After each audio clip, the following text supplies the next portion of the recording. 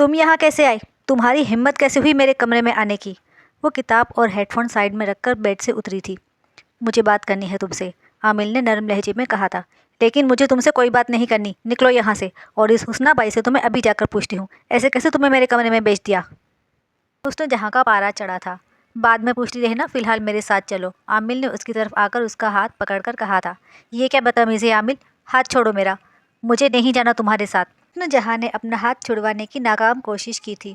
चुपचाप मेरे साथ चलो वरना मुझे दूसरे तरीके भी आते हैं, आमिल ने उसके करीब होकर कहा था। क्या करोगे? हाँ, मारोगे? मार लो, जान ले लो मेरी, लेकिन मैं तुम्हारे साथ कहीं नहीं जाऊंगी, समझे तुम? वो चीखी थी। आमिल ने कुछ लम्हे उसे देखने के बाद उसे अपनी बाहों में उठाया था। वो जो उसके हाथ पकड़ने पर गुस्सा कर रही थी, आमिल की इस हरकत ने उसके तन बदन में आग लगा दी थी। आमिल उसके लड़ने झगड़ने की परवाह किए बिना उसे लेकर बाहर आया था। कोई उसे रोकने के लिए आगे नहीं आया, क्योंकि वो हुस्ना बाई को भारी रकम दे चुका था और वैसे भी कोठे पर तो ये आए दिन होता रहता था। आमिल ने उसे अपनी गाड़ी की फ्रंट सीट पर बिठाया था और खुद बैठकर गाड़ी स्टार्ट की थी। मेरी कीमत देकर आए हो ना? बहुत देर बाद हुस्न जहाँ ने कहा था। आमिल खामोशी से गाड़ी चलाता रहा था। कुछ देर बाद आमिल ने गाड़ी एक जगह रोकी और गाड़ी लॉक करके चला गया था। थोड़ी देर बाद उसने हुस्न जहाँ की साइड का दरवाज़ा खोला और नीचे बैठा था। शॉपिंग बैग में से जूता निकालकर उसने हुस्न जहाँ का पाँव अपनी तरफ करके उसे जूता पहनाया था। हुस्न जहाँ ने अपने कदमों में बैठे उस मर्द को देखा था जिससे कभी उसने टूटकर मोहब्बत की थी। आमिल ने नज़र उठाकर उसे देखा तो उसने अपनी नज़रें फेर ली थी। देख लो, तुम्हारा ही हूँ, नज़रें क्यों हटा ली? आमिल ने उसके सर पर दुपट्टा ओढ़ाते हुए कहा था। हाँ, मेरे हो, तब तक जब तक तुम्हारी दी कीमत वसूल नहीं हो जाती, हुस्न जहाँ ने तल्खी से कहा था। आमिल का मूड पल में बदला था। उसने बमुश्किल अपने गुस्से को काबू किया था और आकर गाड़ी स्टार्ट की थी। कुछ देर बाद वो अपने फार्म हाउस पहुंच गया था। हुस्न जहाँ का हाथ पकड़कर उसने उसे गाड़ी से बाहर निकाला था। हुस्न जहाँ ने एहतजाज नहीं किया था।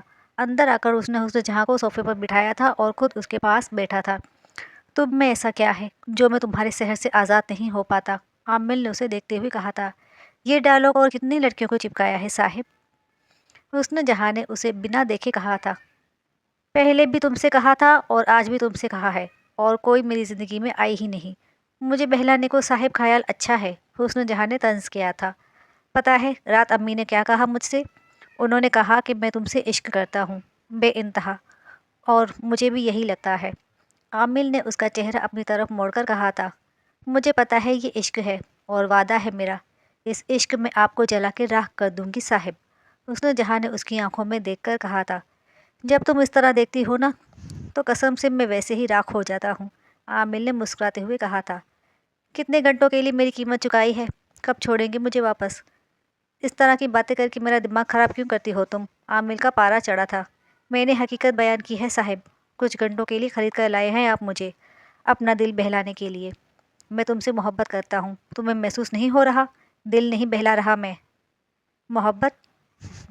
मोहब्बत शरीफजादियों से की जाती है, तवाइफों से नहीं। तवाइफ सिर्फ दिल बहलाने का सामान होती है, इससे ज़्यादा कुछ नहीं।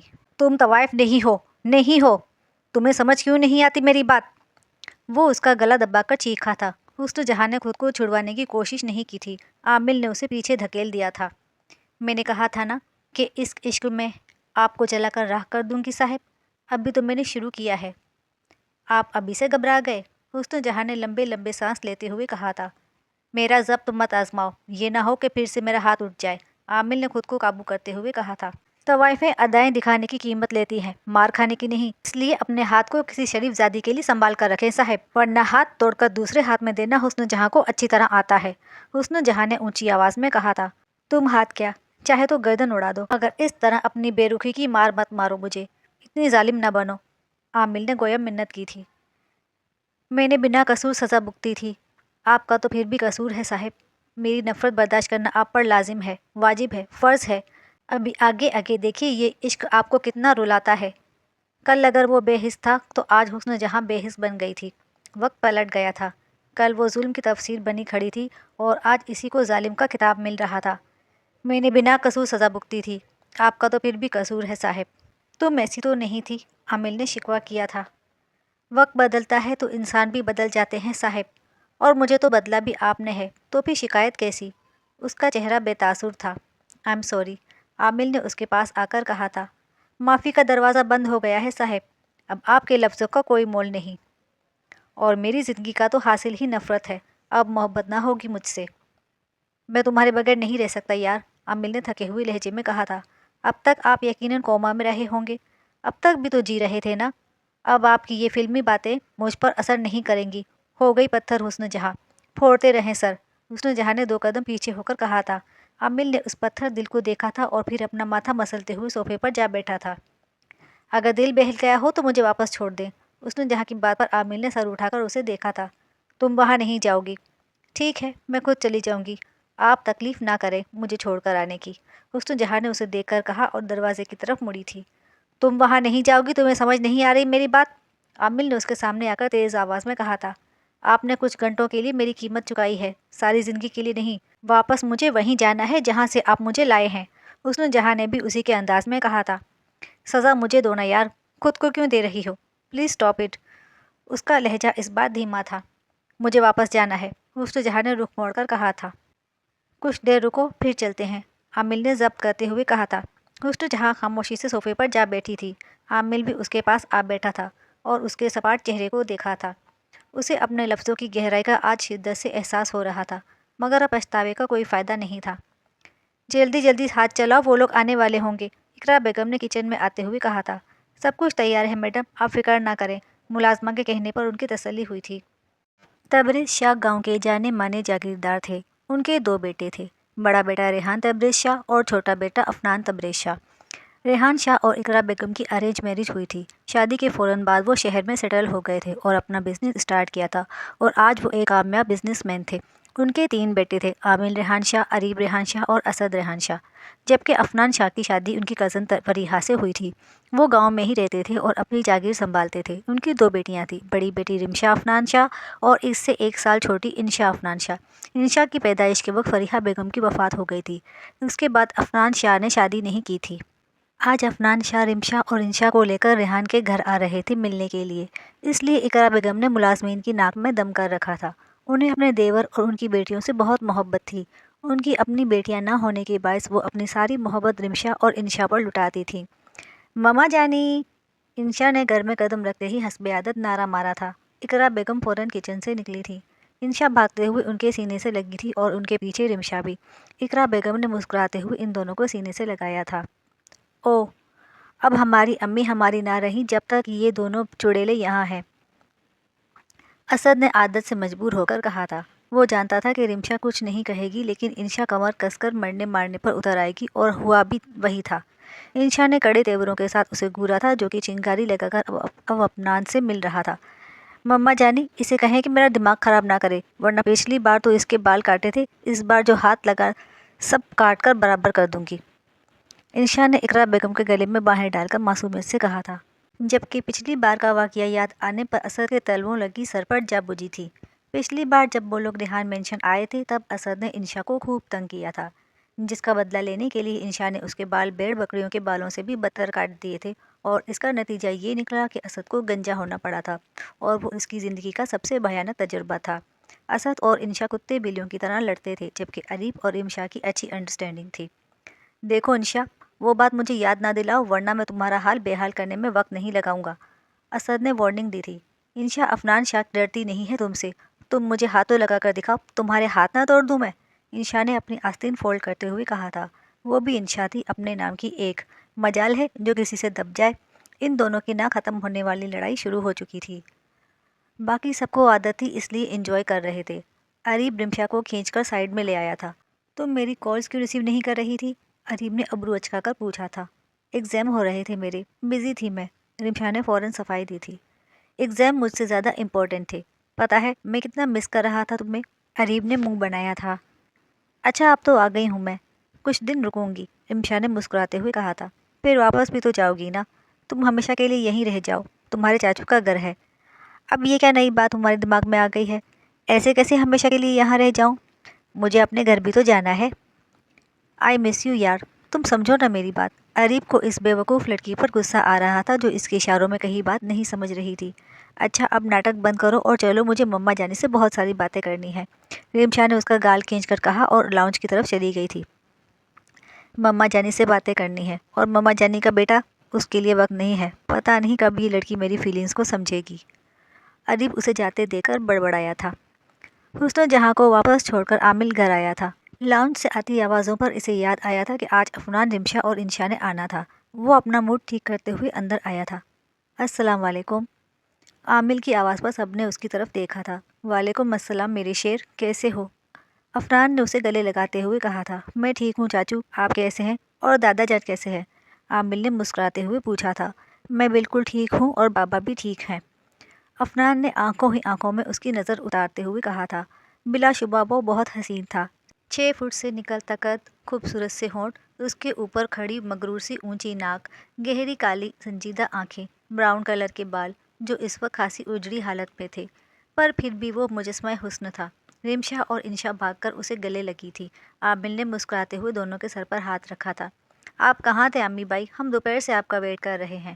اس سے الگ ہوتے ہی انشا نے شکوہ کیا تھا۔ عامل کے سامنے ایک دم سے حسن جہاں کا چہرہ لہرایا تھا۔ کتنا مجبور ہو کر اس نے حسن جہاں کو کوٹھے پر واپس چھوڑا تھا، یہ بس وہی جانتا تھا۔ کہاں کھو گئے بائی؟ رمشا نے اس کی آنکھوں کے سامنے چٹکی بجائی تھی۔ یہی ہوں، میں بزی تھا اس لیے، عامل نے ہوش میں آتے ہوئے کہا تھا۔ کہاں بزی تھی برخوردار؟ آفس تو تم آج آئے نہیں؟ ریحان شاہ نے اس کے سر سے پاؤں تک جانچتے ہوئے کہا تھا۔ سوری بابا، میں اپنے دوست کی طرف تھا، کچھ مسئلہ ہو گیا تھا اس لیے میں چینج کر کے آتا ہوں۔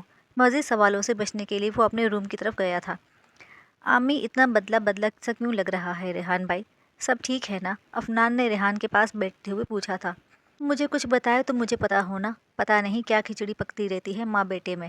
پہلے بھی پریشان لگتا تھا مجھے، لیکن آج کل سے تو کچھ زیادہ ہی عجیب حالت ہے، ریحان نے اقرا بیگم کو دیکھتے ہوئے کہا تھا۔ اقرا بیگم خاموشی سے سر جھکا گئی تھی۔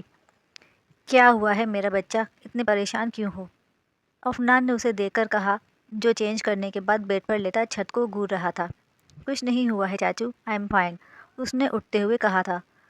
تم جب جھوٹ بولتے ہو نا تو مجھ سے نظریں نہیں ملا پاتے، اس لیے سچ بتاؤ کیا ہوا ہے؟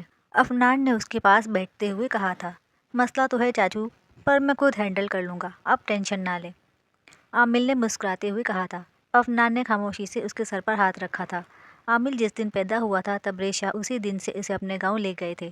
وہ ان کی جاگیر کا پہلا وارث تھا اور انہیں بہت عزیز تھا۔ 8 سال تک عامل گاؤں میں رہا تھا، ریحان اور اقرا سے دور، اور ان 8 سالوں میں وہ افنان کے بہت قریب ہو گیا تھا۔ ہر بار ریحان اور اقرا اسے واپس شہر چلنے کا کہتے مگر وہ منع کر دیتا۔ پھر ایک دن اقرا روتی ہوئی واپس چلی گئی تھی۔ پھر افنان نے عامل کو سمجھایا، اسے پیار سے منایا کہ اسے اپنے والدین کے ساتھ رہنا چاہیے۔ اس لیے عامل نے تبریز شاہ کے ساتھ واپس جانے کی ضد کی تو مجبوراً اسے تبریز شاہ کو اسے واپس بھیجنا پڑا۔ میں جانتا ہوں میرا شیر اب بہت بڑا ہو گیا ہے، اپنے مسئلے خود حل کر سکتا ہے، اور مجھے پورا یقین ہے کہ تم سب کچھ سنبھال سکتے ہو۔ یہ بتاؤ میرے شہزادے کو کوئی شہزادی ملی کہ نہیں؟ افنان نے شرارتی انداز میں پوچھا تھا۔ ملی ہے شہزادی، پر آپ کے مغرور شہزادے نے شہزادی کو تکلیف دی، اور اب شہزادی آپ کے شہزادے کو معاف نہیں کر رہی، عامل نے نیچے دیکھتے ہوئے کہا تھا۔ میرا شہزادہ مغرور تو نہیں ہے؟ افنان نے اس کا رخ اپنی طرف موڑا تھا۔ ہوں میں مغرور، بلکہ بہت برا ہوں، اسے بہت تکلیف دی ہے میں نے۔ میں غلط کر گیا چاچو، میرا بیٹا کبھی غلط نہیں کر سکتا، افنان نے یقین سے کہا تھا۔ آپ مجھ سے محبت کرتے ہیں تو آپ کو میں ٹھیک ہی لگوں گا، عامل نے انہیں ایک نظر دیکھ کر کہا تھا۔ ہاں محبت کرتا ہوں، لیکن یقین بھی کرتا ہوں تم پر۔ مجھے پورا بھروسہ ہے کہ میرا شیر پیٹھ دکھا کر بھاگنے والوں میں سے نہیں ہے، بلکہ ڈٹ کر مقابلہ کرنے والوں میں سے ہے۔ جو بھی غلطی ہوئی ہے تم سے، مجھے پتا ہے تم اسے سدھار لو گے، افنان نے اس کے کندھے پر ہاتھ رکھ کر کہا تھا۔ یو آر دا بیسٹ چاچو، آپ ہمیشہ مجھے ہمت دیتے ہیں، جب تک آپ میرے ساتھ ہیں آپ کا شیر کبھی نہیں ہار سکتا۔ آئی لو یو چاچو، عامل مسکراتے ہوئے ان کے گلے لگا تھا۔ اب چلو کھانا کھا لو، پھر جب بچے سب آئس کریم کھانے جا رہے ہیں ان کے ساتھ جانا، تمہارا ہی ویٹ کر رہے ہیں، افنان نے اس کے بال بگاڑتے ہوئے کہا تھا۔ عامل بھی ہلکا پھلکا ہو کر ان کے ساتھ باہر نکل گیا تھا۔ سوئی کیوں نہیں اب تک؟ تم نے تو کہا تھا کہ اب تمہیں سکون کی نیند آئے گی، فضا بیگم نے اس کے پاس بیٹھ کر کہا تھا۔ سکون نہیں ہے میرے نصیب میں، بس ایسے ہی بہلایا تھا میں نے اپنے دل کو کہ مجھے سکون آ جائے، مرتے دم تک بے سکون رہوں گی میں، حسن جہاں نے ان کی گود میں سر رکھ کر کہا تھا۔ شاید سکون عامل کے ساتھ میں ہے، اور یہ بات تم نہیں مان رہی، فضا بیگم نے اس کے بالوں میں کنگھی کرتے ہوئے کہا تھا۔ عامل، اس کمینے کے ساتھ میں سکون نہیں موت نظر آتی ہے مجھے، اب تو اسے دیکھنے کا بھی دل نہیں کرتا امی، وحشت ہوتی ہے مجھے اس سے۔ تمہیں وحشت نہیں ہوتی بلکہ ڈر لگتا ہے کہ تم اس کے سامنے کمزور نہ پڑ جاؤ، کہ اس کی ثابت قدمی تمہاری نفرت کو ہرا نہ دے۔ میں تو محبت کر کے ہاری تھی، उसे अपना सब कुछ मानकर हारी थी। अब नफ़रत में नहीं हारूंगी अम्मी, बहुत सुन ली दुनिया की, बहुत मान ली, अब मेरा वक्त है। और हुस्न जहाँ नहीं टूटेगी। इस बार आमिर की बारी है। इस नफ़रत और अन्ना की जंग में आमिर को रेजा रेजा ना कर दिया तो मेरा नाम भी हुस्न जहाँ नहीं। हुस्न जहाँ ने अपनी आंखों में आई नमी साफ करके कहा था। क्या उसने तुमसे माफ़ी मांगी? फिज़ा बेगम ने उसके चेहरे को देखते हुए पूछा था। कोई मतलब नहीं बनता उसकी माफ़ी का अम्मी, मैं तो बिक गई ना। मेरी कीमत लगाकर अगर वो मुझसे माफ़ी मांग रहा है तो मैं क्या करूँ इस माफ़ी का। तुम परेशान मत हो, अल्लाह सब बेहतर करेगा। अल्लाह बेहतर सिर्फ जायज़ और शरीफ ज़ादियों के साथ करता है, नाजायज़ और तवाइफ़े बेहतर की गिनती में नहीं आती अम्मी, इसलिए मुझे झूठी उम्मीद ना दिलाएं। उसने जहाँ ने तलखी से कहा था। अपने रब से बदगुमान नहीं होते मेरी जान। तो क्या करूं अम्मी, बताए ना। बचपन से लेकर आज तक क्या बेहतर किया है अल्लाह ने मेरे साथ जो मैं बदगुमान ना हो। क्या मैं इंसान नहीं? मुझे तकलीफ़ नहीं होती? आज तक कुछ भी अच्छा नहीं हुआ मेरे साथ, क्योंकि मैं तवाइफ़ हूँ और तवाइफ़ें शायद अपनी मर्ज़ी से पैदा होती हैं, इसलिए वो माशरे में सर उठाकर नहीं चल सकती।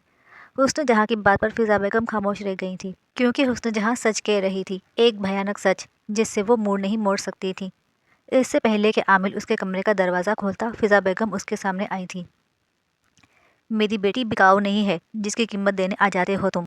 कीमत दिए बिना हुस्ना बाई मुझे उससे मिलने नहीं देगी, आमिल ने सर झुकाकर कहा था। तो तुम उससे मिलना क्यों चाहते हो? क्या कुछ बाकी रह गया है उसके साथ करने को, या उसका जिस्म हासिल करने की ख्वाहिश है? उनकी बात पर आमिल ने तड़प का सर उठाया था। वो मेरे निकाह में होती तब भी उसकी इजाज़त के बिना उसके करीब ना आता। इतना गिरा हुआ नहीं हूँ मैं। हाँ, बस एक गलती हुई थी मुझसे, और आपकी नाराज़गी भी सही है। निकाह? बहुत खूब कही आमिल साहब, लेकिन शायद आप भूल गए अपने कहे अल्फाज। गलत अल्फाज नहीं, तीर। जहर में डूबे वो तीर जो मेरी बेटी की रूह तक को छलनी कर गए थे। जाएं और निकाह के लिए किसी शरीफ ज़ादी को ढूंढें, मेरी बेटी की जान छोड़ें। फिज़ा बेगम ने गोया उसे आईना दिखाया था। मैं आपको कैसे यकीन दिलाऊं, मैं उससे बहुत मोहब्बत करता हूँ। वो मजबूर हुआ था। फिज़ा बेगम उसे अपने कमरे में ले आई थी, क्योंकि वो दूसरों के सामने तमाशा नहीं चाहती थी। जिनसे मोहब्बत की जाती है उन्हें तहफ़्फ़ुज़ दिया जाता है, उनके सर से चादर नहीं खींची जाती, उन्हें रुस्वा नहीं किया जाता। उनकी आवाज़ भर आई थी। वो बेड पर जा बैठी थी। गलती हो गई मुझसे, प्लीज़ माफ़ कर दें, उसे मेरे हवाले कर दें। मैं अपनी जान से भी ज़्यादा ख्याल रखूँगा उसका। प्लीज़ अपनी बेटी मुझे सौंप दें, मैं उसके बगैर मर जाऊँगा। आमिल हाथ जोड़कर उनके कदमों में बैठा था। उसे रोता देखकर न जाने क्यों फिज़ा बेगम को तकलीफ़ हुई थी। उन्होंने बेसाख्ता उसके सर पर हाथ रखा था और आमिल को लगा तपती धूप से ठंडी छाँव में आ गया हो। उसने बेयकीनी से इनके चेहरे को देखा था। आप मेरा साथ देंगी ना आंटी? उसने बेयकीनी से पूछा था। वो नहीं मानेगी, बहुत ज़िद्दी है, मैं उसे बहुत अच्छे से जानती हूँ, फिज़ा बेगम ने मायूसी से कहा था। मैं उसे मना लूँगा, आप मान गई हैं तो वो भी मान जाएगी। मैं सच में उससे बहुत प्यार करता हूँ। मैंने जो भी किया मुझे उसके लिए माफ़ कर दें। I am sorry. वो फिर से सर झुका गया था और फिज़ा बेगम को ये समझ नहीं आ रही थी कि उसने आमिल को इतनी आसानी से माफ़ क्यों कर दिया। उसके आंसू बहाने पर उन्हें इतनी तकलीफ़ क्यों हुई, क्यों वो दिल के इतने करीब महसूस हो रहा था। आमिल वहाँ से सीधा हुस्न जहाँ के कमरे में आया था। रात को ना सोने के बायस वो इस वक्त सो रही थी। वो उसके पास आ बैठा था। आई एम सॉरी यार, प्लीज़ वापस आ जाओ, तुम्हारे बिना आमिल अधूरा है। I really miss you my love, I really miss you. आमिल ने उसके माथे पर अपने लब रखे थे। आंसू टूटकर हुस्न जहाँ के चेहरे पर गिरा था। वो कुछ देर इसे देखता रहा, फिर बाहर निकल गया था। उसके जाने के बाद हुस्न जहाँ ने आंखें खोली थीं। कब से रुके आंसू बह निकले थे। वो आमिल के सामने नहीं रोना चाहती थी। वो उसके सामने कमज़ोर नहीं पड़ना चाहती थी। तुम्हें अब अंदाज़ा होगा मेरी तड़प का आमिल, अब हिसाब बराबर होगा। मुझे जीते जी मारकर तुम्हें लगता है कि मैं इतनी आसानी से तुम्हें माफ़ कर दूंगी? नहीं आमिल, हुस्न जहाँ माफ़ नहीं करेगी, उसने अपने आंसू साफ करते हुए कहा था। अरीब मैं बोर हो रही हूँ, चलो ना कहीं बाहर चलते हैं, इंशा ने बेजारी से कहा था। पर मैंने तो सुना है कि शैतान कभी बोर नहीं होते, हमेशा फसाद फैलाते ही रहते हैं, असद ने फ़ौरन कहा था। अगर मुझ पर 10 कत्ल जायज़ होते तो मैं 20 दफ़ा तुम्हें मारती। बाय 10 गेट 10 फ्री, इंशा ने दांत पीसते हुए कहा था। और अगर मुझ पर एक कत्ल फ़र्ज होता ना तो मैं 100 दफ़ा तुम्हें मारता। बाय 1 गेट 100 फ्री, असद ने भी उसी के अंदाज में कहा था। मुझे तुमसे बात ही नहीं करनी, अपना गधे जैसा मुंह बंद करो, इंशा ने उकताकर कहा था। क्यों, मेरे मुँह चलाने से तुम्हारा बिल आता है क्या? असद में तुम्हारा सर फाड़ दूंगी, दफ़ा हो जाओ यहाँ से। ओह, मैं तो थर थर काँपने लगा। अबे चल हट, बड़ी आई सर फाड़ने वाली, असद ने उसे चिढ़ाते हुए कहा था। अरीब और इंशा उन्हें लड़ते देखकर बातों में मसरूफ़ हो गए थे। जाकर अपना काम करो, मेरे मुंह मत लगो, इंशा का पारा चढ़ा था। असद उठकर उसके पास आ बैठा था। और अगर अब भी मुंह लगकर दिखा दूँ तो? اسد نے اس کے کان میں سرگوشی کی تھی۔ انشا کے چہرے کا رنگ اڑا تھا۔ اسد نے پیچھے ہو کر دلچسپی سے اس کے بدلتے رنگ کو دیکھا تھا۔ بھاڑ میں جاؤ، لوفر، ڈھیٹ، گنڈے، موالی، گھٹیا شخص۔ وہ اسے القابات سے نوازتی وہاں سے بھاگی تھی۔ اسد کی آنکھوں نے دور تک اس کا پیچھا کیا تھا۔ تم آج امی سے ملنے چل رہے ہو نا؟ حورین نے کلاس سے باہر آتے ہی پوچھا تھا۔ ہاں چل رہا ہوں، تم سے زیادہ مجھے جلدی ہے تمہاری امی سے ملنے کی، شعر نے مسکراتے ہوئے کہا تھا۔ میں شادی کے بعد امی کو اپنے ساتھ رکھنا چاہتی ہوں۔ تمہیں یا تمہارے گھر والوں کو کوئی اعتراض تو نہیں ہے نا؟ حورین نے اسے دیکھتے ہوئے پوچھا تھا۔ یہ کوئی اعتراض کرنے والی بات نہیں ہے، بلکہ مجھے خوشی ہوگی کہ وہ ہمارے ساتھ رہیں گی۔ شاہ کی بات پر حورین نے گہرا سانس لیا تھا۔ تھینک یو شاہ، میں امی کی وجہ سے بہت پریشان تھی کہ وہ اکیلی کیسی رہیں گی۔ تم نے میری مشکل حل کر دی، حورین نے خوش ہو کر کہا تھا۔ تمہاری خوشی کے لیے میں کچھ بھی کر سکتا ہوں میری جان، بس تم مسکراتی رہا کرو، باقی سب میں سنبھال لوں گا۔ شاہ نے اسے دیکھتے ہوئے کہا تھا۔ امی گھر پر ہمارا ویٹ کر رہی ہیں، چلو چلتے ہیں، حورین نے ٹائم دیکھتے ہوئے کہا تھا۔ اوکے چلو، شاہ نے اس کا ہاتھ تھام کر کہا تھا اور اپنی گاڑی کی طرف آیا تھا۔ میں رکشہ میں آ جاؤں گی، شاہ نے کار کا دروازہ کھولا تبھی حورین نے کہا تھا۔ ویڈیو پسند آئے تو ویڈیو کو لائک کریں اور کمنٹ کر کے بتائیں کہ آپ کو ہماری ویڈیو کیسی لگی، اور اگلی قسط کے لیے ہمارے چینل کو سبسکرائب کریں۔ Thanks for watching.